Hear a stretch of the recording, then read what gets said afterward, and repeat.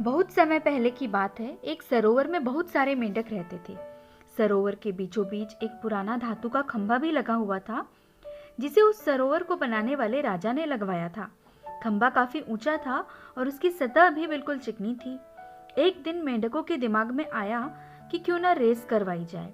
Race में भाग लेने वाले प्रतियोगियों को खंभे पर चढ़ना होगा और जो सबसे पहले ऊपर तक पहुंच जाएगा वही विजेता माना जाएगा। रेस का दिन आ पहुंचा। चारों तरफ बहुत भीड़ थी।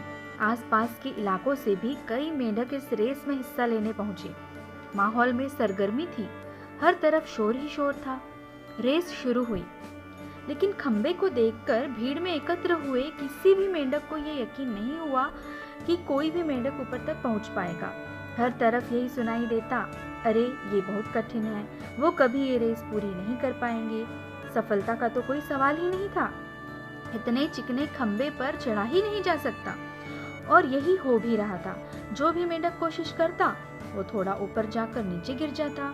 कई मेंढक 2-3 बार गिरने के बावजूद अपने प्रयास में लगे हुए थे, पर भीड़ तो अभी भी चिल्लाई जा रही थी, ये हो नहीं सकता, असंभव। और वो उत्साहित मेंढक भी ये सुनकर हताश हो गए और अपना प्रयास छोड़ दिया।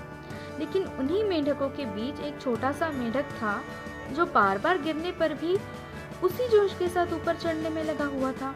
वो लगातार ऊपर की ओर बढ़ता रहा और अंततः वह खंबे के ऊपर पहुंच गया और इस रेस का विजेता बन गया।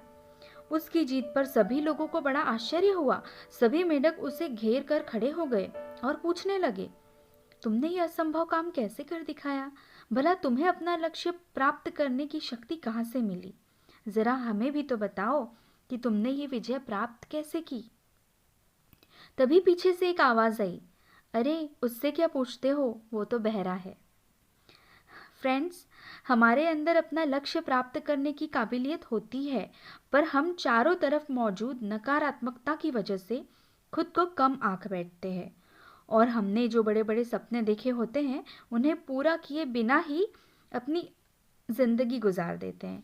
आवश्यकता इस बात की है कि हम हमें कमजोर बनाने वाली हर एक आवाज के प्रति बहरे हो जाएं और ऐसे हर एक दृश्य के प्रति अंधे हो जाएं, और तब हमें सफलता के शिखर तक पहुंचने से कोई नहीं रोक पाएगा।